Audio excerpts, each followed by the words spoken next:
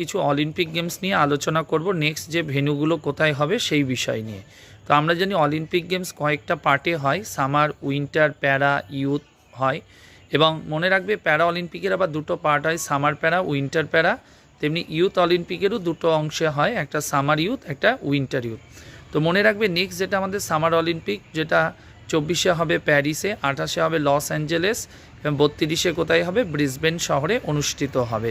আর কি মনে রাখবে, উইন্টার অলিম্পিক গেমস কোথায় হবে, আমাদের লাস্ট হয়ে গেছে 22শে বেজিংয়ে, এবং পরেরটা হবে 26শে যেটা অনুষ্ঠিত হবে সেটা কোথায় হবে, ইতালির মিলান এবং কর্টিনা শহরে। আর মনে রাখবে প্যারা অলিম্পিক গেমস যেখানেই সামার অলিম্পিক হবে সেখানেই হবে সামার প্যারা, আর যেখানে উইন্টার অলিম্পিক হবে সেখানেই হবে উইন্টার প্যারা।